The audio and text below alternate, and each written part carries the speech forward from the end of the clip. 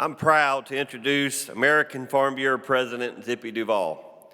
It has been at least 10, if not more years, since we have hosted the American Farm Bureau President at our convention. Zippy Duvall has served as president of the American Farm Bureau Federation since 2016. He's a third-generation farmer from Georgia. He and his son operate a beef cow herd, raise broiler chickens, and grow their own hay, all while continuing to restore the farmland that has been in the family for more than 90 years. Through his leadership as AFBF president, Duvall helped to shape the 28 Farm Bill and is working to ensure that the 2024 Farm Bill effectively supports farmers and ranchers. He's helped defeat misguided regulations, shepherd new trade agreements, and make certain farmers and ranchers are supported through natural disasters and the ongoing impacts of supply chain disruptions and inflation. Zippy and his wife Jennifer were married in December of 2021. They have 6 children and 8 grandchildren, and I think a new calf. Is that right, President Duvall? He'll tell you about the calf maybe, but President Duvall, welcome to North Carolina. Thank you for speaking to us today.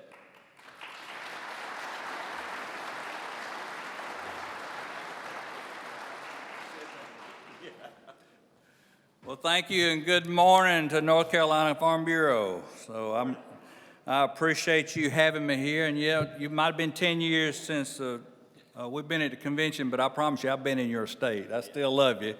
I think I've been here several times out in the field and touring around, and some other meetings that I think your congressman had arranged several times. So I just appreciate. Also, I remember the lawsuit with the nuisance lawsuit. I was here then, and we tried to play a major role in communicating that this service has happened here in this state and continues to be threatening across the country.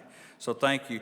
I want to salute you and say, you continue to bring wonderful leaders to the national level, and Sean and Tracy have stepped up and continued that tradition of great leadership from this great state of North Carolina. So I just really appreciate that and your foresight of being able to pick out those good leaders and continue to send them. Sean's serving on some really important committees for me at the national level, and I really appreciate his input and his counsel as we go through that. So thank you so much, Sean, for what you're doing. I will tell you my new wife, Jennifer, and I call her new because it's still within 2 years, is home, taking care of grandchildren and her cow. So I had to talk about that because we got 400 cows, but you would think there's only really 2 because she's got 2 of her own. She told me early on that she wanted to milk a cow, and she'd never milked a cow before in life. Now, you got to understand, I've milked cows all my life, 30 years. When I quit, I was milking 300 cows. And I thought, oh, my goodness, this woman wants to milk a cow. And I said, I'll tell you what I'll do. I'll buy you a baby calf. You raise that calf up, and we get her bred. And she has that calf, and you still want to milk her, we'll milk her. Well, guess how old that cow is? 2 years old, got a baby calf beside her, and she's milking a cow every day. And I made butter the other night. I broke out my mama's old gallon jug churn that Daddy made for her. There ain't nothing but a glass jug, and he made a plunger. I sat there, watched TV with it between my legs, and made the prettiest butter you ever seen in your life. So like I told Missouri yesterday, I can cut a calf, I can cut a hog, I can deliver a calf, I can cure the bloat, and I can make butter. So I'm your kind of guy. So thank you for having me. I come to your convention to help you celebrate the accomplishments of your county and your county farm bureaus and what y'all do in your community.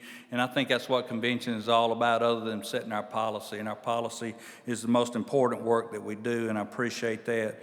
But I'd like to take this time to ask all the county presidents, which Sean and I just met with, would y'all please stand up and let us give you a big round of applause for all the hard work you do.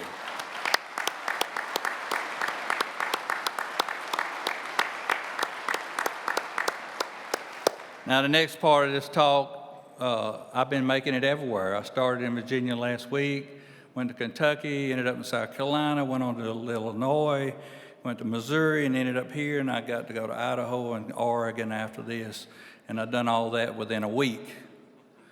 And I tell you that because I don't want you to think I'm fixing to say what I said just because I met with your county presidents earlier, and they'll hear some similarities to what we just said. This organization, our forefathers put it together, and it's an amazing organization. And no one knows it better than me because I started out at the bottom. And I started out, really should be the top, because at the county level, it's the top of this organization.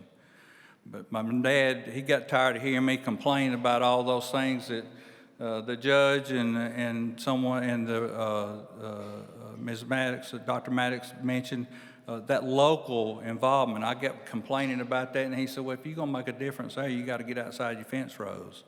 And he took me to the County Farm Bureau meeting. They elected me young farmer chairman, and that started my path to this office today through our Young Farmer and Rancher program. But as I come through this organization, I look at the structure. And yes, I'm president of American Farm Bureau, the largest general farm organization in the world. Work with 34 of the most powerful agricultural men in the world. But we're not the strength of this organization. The strength of this organization is sitting in front of me. The men and women that stood up when we recognized them, that position in its hands and at its fingertips has all the power that this organization can offer. Now, told them this morning, I know all of you have been out there, you've either said it, been guilty of it, or heard it. That, hey, I got to go to the Farm Bureau meeting tonight. Well, why are you going to go tonight? You didn't go last month. Well, if I don't go tonight, they might elect me president. And we all laugh. And it is kind of funny. And it is kind of true. But that ought to be a position that's highly sought after. Because the opportunity to make a difference in your community is at your fingertips. The resources of that county, the resources at the state level, the resources at the American level that we can provide you and that you can capitalize on, the involvement you can have in your community from county commissioners to tax assessors to the Booster Club. You got the opportunity to make your county farm bureau the premier organization in your county. When someone says, what's the most important civic organization in your county? And they say Chamber of Commerce or Pilot Club. That's wrong. It should not be. It should be the County Farm Bureau. And God bless them. And I love our insurance agents and our companies that we have. Thank goodness they're there to assist us and everything. But we need to be more than the insurance office at the bottom of the hill. We need to be the organization that's helping our friends and neighbors' children and our grandchildren. And we need to be viewed as the premier organization in our communities that everybody wants to be a part of. If an organization comes out and helps your grandchildren, whether it's at the Booster Club, on a football team, or basketball, don't you always remember them for it and thank them for it? That's what our county farm bureaus ought to be doing, because what it does, it builds that relationship with a population that doesn't farm. And a relationship that they see something else in us other than, well, they're fighting to get their taxes lowered again, or they don't want to pay their part.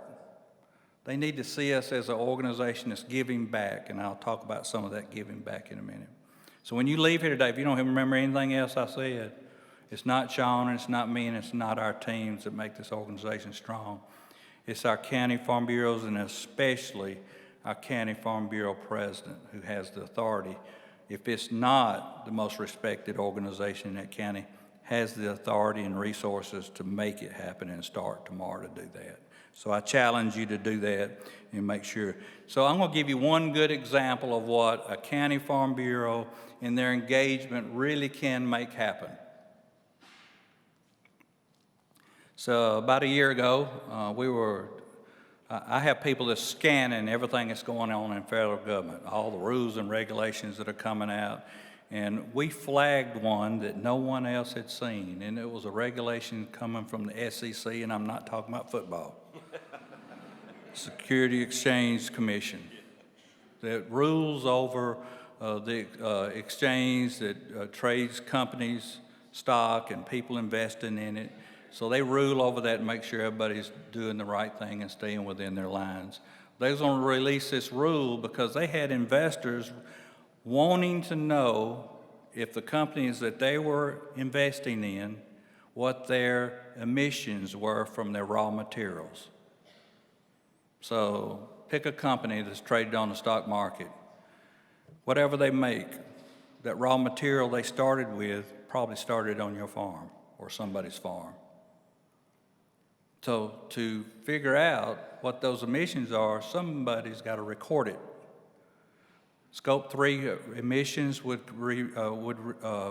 require you to document everything that you do in producing that raw commodity that goes to that company that somebody's investing in, and the Security Exchange Commission felt like they had the authority to put that rule out and regulate us. So we put the call out to our members across the country to contact the Security Exchange, the SEC. And our grassroots came out in force. The chairman of the SEC, Chairman Gensler, called me personally. Probably the first time the SEC chairman has ever called American Farm Bureau. And he said to me, Mr. Duvall says, I need to know why I'm getting all these emails from Farm Bureau members. Because our Farm Bureau members were active, engaged. Our county Farm Bureau presidents and their boards were getting their farmers engaged. We sent 5,000 emails to a regulatory organization that opened the door up for me to tell your story. And when I told him what his rule would do to our farmers, he said, that's not what our intent is. That's not what our intent is. And from that, I've had 2 face-to-face meetings with him. I've had meetings with some of his commissioners. Now, know the politics of it. 3 of them's Democrat, 2 of them's Republican. They're trying to make everybody happy. You know, we're on that slide right now, but we've been in their ear for a year now, and they are sweating, and they don't normally sweat. They said, you know, we come up with a rule, we pass it out in 3 months. They've been 18 months on this one because we got them sweating, because our county farm bureaus and their membership was engaged. That's what an engaged membership can make happen. That is the strength and power of this organization. It's not me. I open the door, make the relationship, but when y'all are engaged, it provides me opportunities to tell your story, and it is a powerful thing. I tell everybody, I'm the 12th president of American Farm Bureau.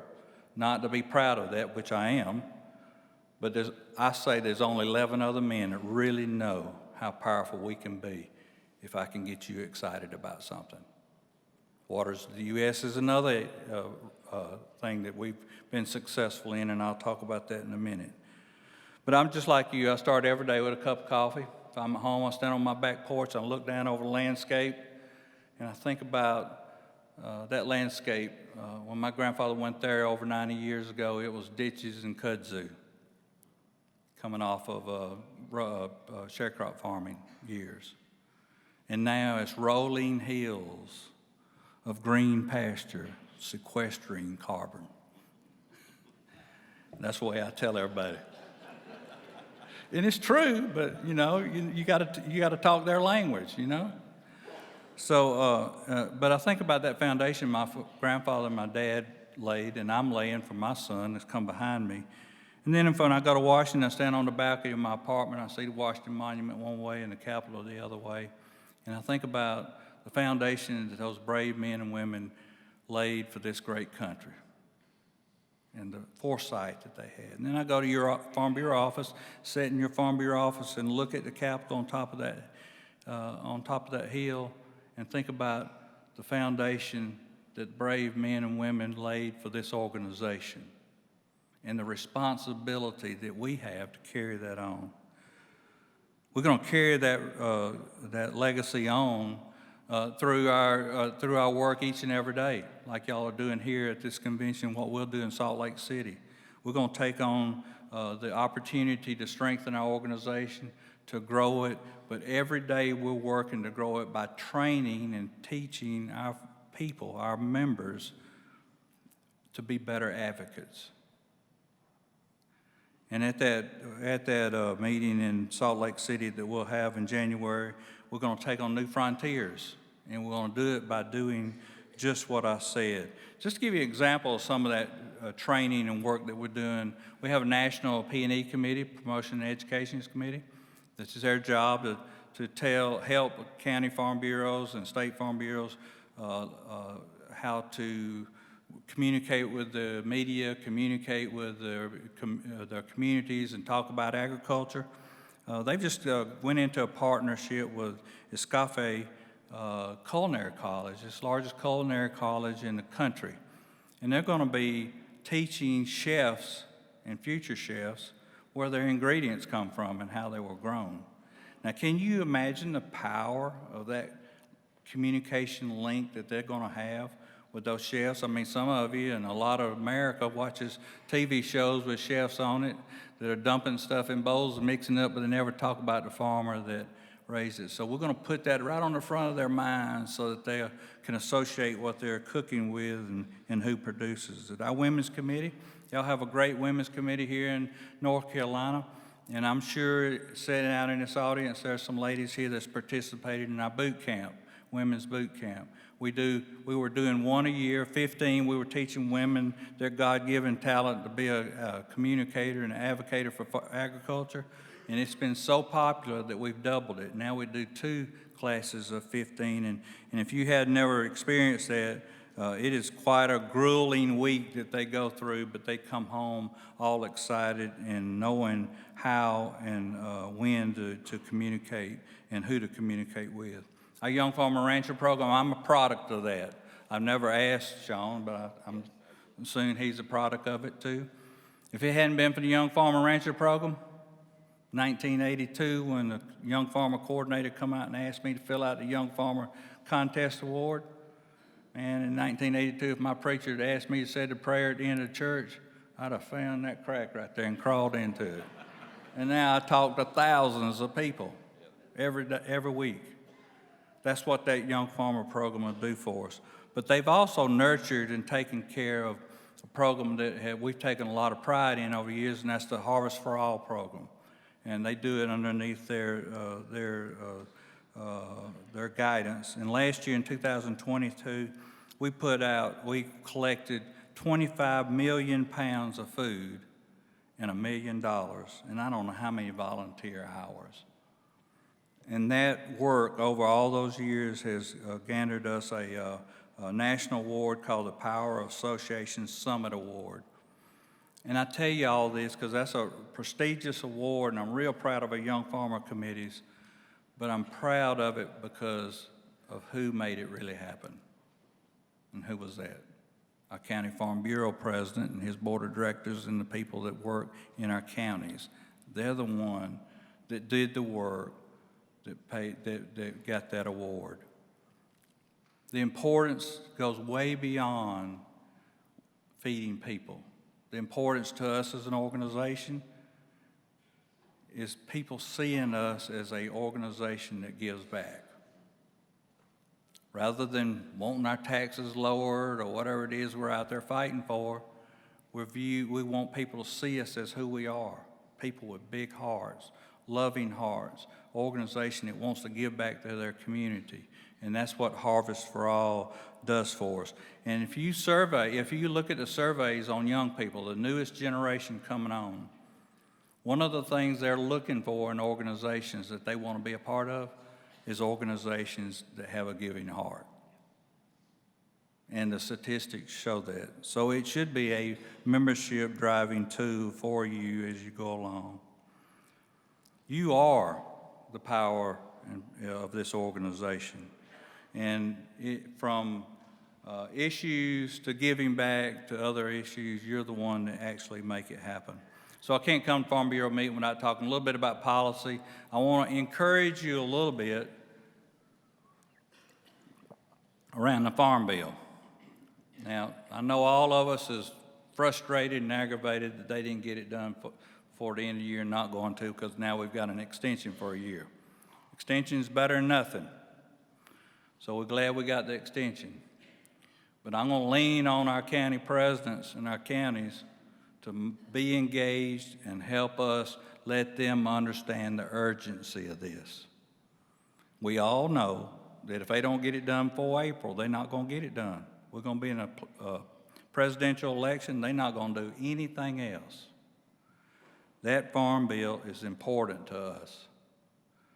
You know, when we first came out, when our delegates in Puerto Rico told us it's time to ask Congress to broaden the baseline and update our Title I programs. Man, I got calls from all over Washington. How dare y'all to ask them to expand the spending in the farm bill? Thought y'all were conservatives. Well, we are. It was not an easy discussion. I mean, it was a battle on the floor because we're just as concerned about our country as the next person is our physical condition of our country. But we also know what we provide this country. We don't just fill their pantries of every family across America. We provide the security that being able to feed those families gives us, because if we ever can't feed our own people, someone else will, and they'll bring us to our knees. Yes.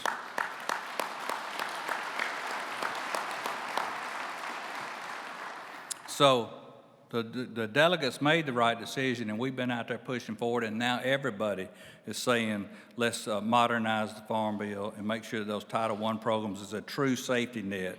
You know, it's one thing to say you got a safety net, but if targets aren't in the right place, it's not a true safety net. That and crop insurance is a cornerstone of the Farm Bill, and we'll continue to work on that and try to get it done. But if I can get our Farm Bureau, County Farm Bureau presidents and their boards excited. Listen, it's 2,800 counties in this nation. We got a County Farm Bureau in just about every one of them with a board of 10 to 15 people. If I got an email from each one of those people, you know how powerful that would be? That'd be huge. There'd be some kind of pressure that Congress would, they would be under the gun to get it done. So I need for you to be excited about that. WOTUS, I mentioned that a while ago. Everybody thought when we won the second case at the Supreme Court that we won the war. It was just a battle. This administration is just backed up. Yes, they can't use significant nexus as their measuring tape, but they're still got some vague language in there like relatively permanent. What does relatively permanent mean? Yeah, see, you even think it's funny. So that enforcement arm of EPA out there can take relatively permanent and judge your land however they want to. We got to make sure that they clear that language up so that we have clear rules so that we can provide that clear water that we all want to do.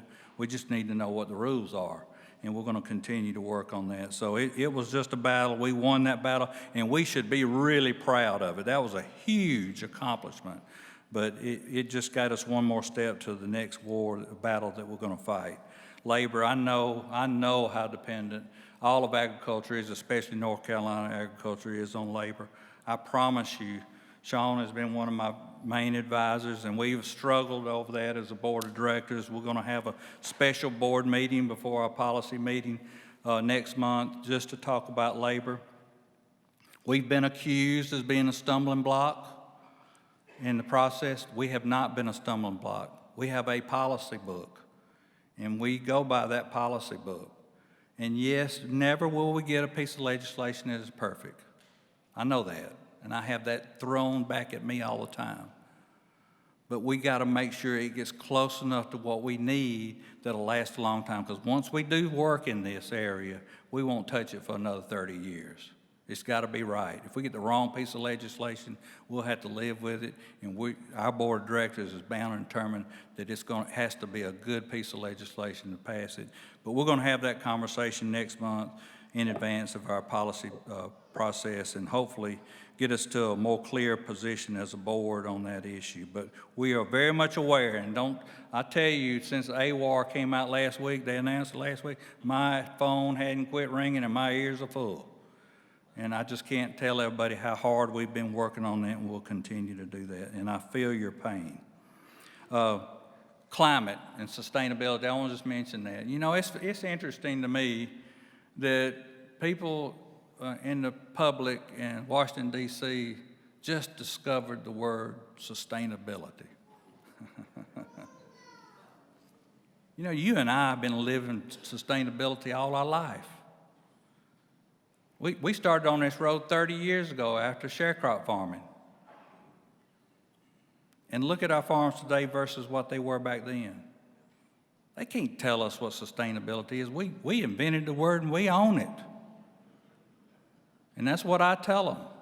If they want to talk about climate, come and look at Shady Oaks Farm behind my house that I talked about, that I stand and look, drink coffee and look over. It ain't the same place it was when my grandfather was there. It went from ditches and kudzu to green rolling hills to sequestering carbon.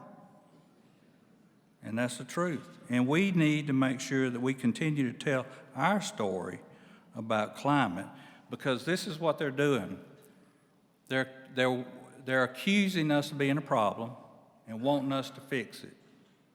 And then they want to take all the tools away that research and development monies have given us to be better stewards of that oil, that soil and the land and the water. They want to restrict the crop protection tools that you have that requires less spraying, enables you not to plow. But they don't understand that. And I'm not saying they're dumb and ignorant. I'm saying they're just not informed. They just don't really know what they're asking for. We cannot continue to yield to them and give them what they want all the time they're taking away the tools that we have in our toolbox. And those fights going on in EPA every day and in the court system, and we're right in the middle, in the thick of that. But to do more with less. Do you know that 30 years ago it took 100 million more acres to produce the same crop that we produced in 2022? 100 million.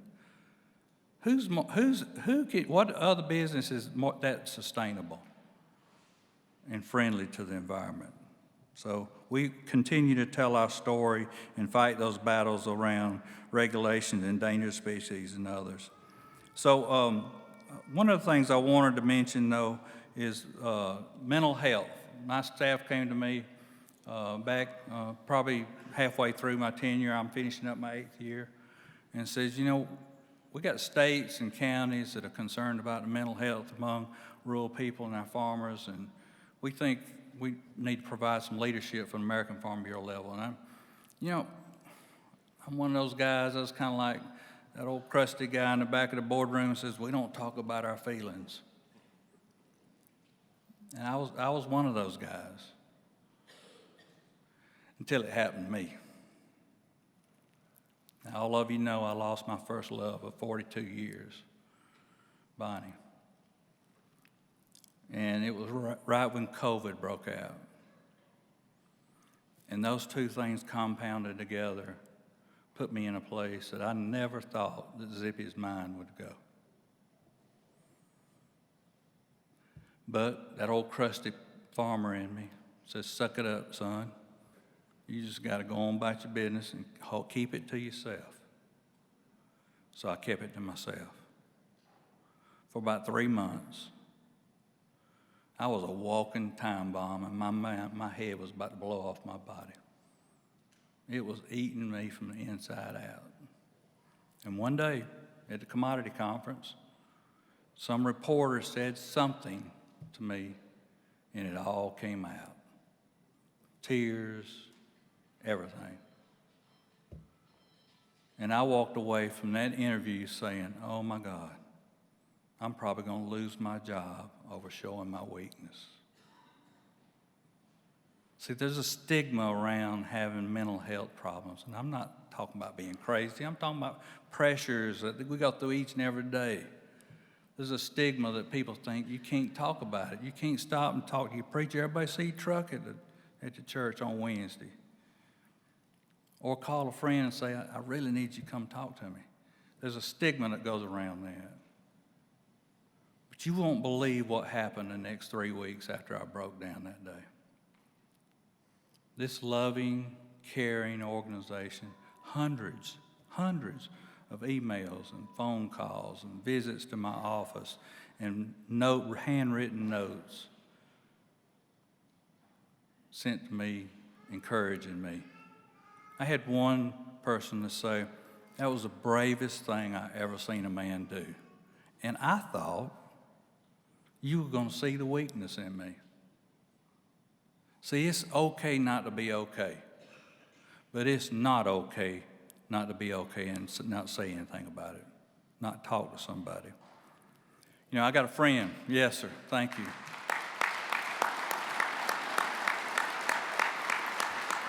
I got a friend that lost an employee on his farm. He fell off a ladder and broke his neck, and he died. And I hated it for him. I went to the funeral. I supported him and everything, But I saw him about 2 weeks later, and it was like somebody just pulled the plug out of him. And he was always just full of life and laughing and carrying on. And I thought to myself, oh my God, he's really taking this harder than I thought he would. So I just called him and I said, how about let's meet and you take a ride. I got him in my pickup truck, and we spent about 2 or 3 hours just riding around, talking. I got him laughing. He talked about it. He cried a little bit about it. And then I took him back home, and he told me just 2 months ago, and that's been several years ago, he told me 2 months ago, he said, that was the most important visit anybody ever paid to me. I didn't know I was doing it. He just needed somebody to share it with, just like that reporter did me. I tell you all that, not to make you emotional. I'm saying our friends and neighbors are going through things that we don't know about. If our storm goes through our neighbor's farm and it tears down his fences and his barn, what you going to do tomorrow morning? You're going to get a chainsaw and your skid steer and your tractor and all your employees. You're going to go over and help him build it back. Well, I'm telling you, the storm in our heads are no different. We have to pay attention to our loved ones, our family, our friends, and our farmers in our community. We got a Farm State of Mind website.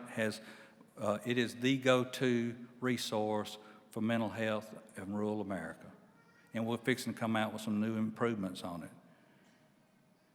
If someone's going through something, we owe it to them and ourselves to do something to try to help them. We're not mental specialists, but sometimes all it takes is lend your ear to them and listen to them. That's all it takes a lot of times. That's all it took for me. And I challenge you to join with us to make sure that we are that loving organization. We take care of our friends and neighbors and our farmers in our community. So all these challenges we got in front of, how do we stay on the farm, and how does Farm Bureau stay relevant? I'll challenge you and say that we're more relevant as an organization now than we was 105 years ago when our founders put us together. Look at the things that we're facing. I've told you the power and strength of this organization lies in you, but it is respected because of you and your policy. When I say something in Washington, D.C., they listen because of your input, not because of me. We are very well respected and sought after for our opinion, your opinion that I give them each and every day. So how do we do that? We do it by staying engaged. I need you. Uncle Sam needs you. I need you. I need you. All I need is you is just a little bit of time to answer the call, open up your farms, educate your community, be the most loving organization in your county. I need that relationship from the county all the way to the national level, because I promise you it will bleed over into the people that represent us, and they will recognize us for that. I'll tell you, give you a comparison of what I think I see Farm Bureau as. Think of the redwood trees out west, standing hundreds of feet in the air. How in the world those things withstand a storm, I don't know. But I do know They got roots that's 50 foot deep. That's not what holds them up. But those roots are growing out beyond to the other trees and entangling their roots with other trees' roots. And together, they hold those unbelievable masses of trees up together. So that's what our 2,800 county farm bureaus do. We grow together, and we come together, and we create one united voice for American agriculture. And that's what makes us stand tall and proud all across this nation, from our county courthouses to our state houses to the Capitol of the United States of America. And I am proud of that. You know, the Bible says in Ecclesiastes 4:12, it says, though one may be overcome and overpowered, two can defend themselves, and a cord of 3 strands is not quickly broken. That's Farm Bureau. God gave us his word to live by, even our organization to live by. And I think that we're going to continue to take on new frontiers by strengthening our organization. We're going to grow it. We're going to continue to train you. We're going to provide you with resources. And we're going to pay attention to what's going to affect you in your life and try to develop those policies that are positive for our organization. And I look forward to continuing to work with you. Now, it's coming on Christmas time, and I'll bring it to a close. Coming up on Christmas time, and I want you to think about friends, family, food, fellowship, and one more, relaxing. You see, you're all laughing. That's what they keep telling me. I'm the pot calling the kettle black. I'm going to go to 12 states. Well, you need to relax, boy. Let me tell you why. I was down at my brother's house not long ago. It was one of them beautiful 70-degree fall days. And I don't know about you, but I can sit in the house on a rainy, nasty day and say, you know, if the weather was good, I could get something done today. And then you get one of them beautiful days like that, and you get out there and you just get lazy, and all you want to do is go fish. And I was telling my brother, I said, why is it? Why do we feel that way? He said, brother, he said, it's God. I said, God? He said, yeah, that's God telling you to sit still and be quiet and know that he's God. Amen.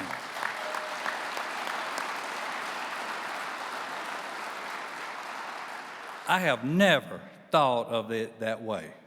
And I never will experience an afternoon like that I don't think about what my brother said. And I'm going to sit still, be quiet, and know he's God and hope he puts a big old fish on the end of my line.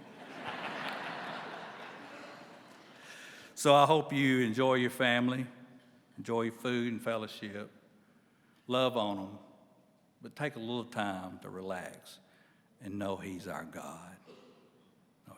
You know, it's an honor for me to be here with you, but it is a privilege to serve you each and every day. And I just thank you so much for being here, what you do.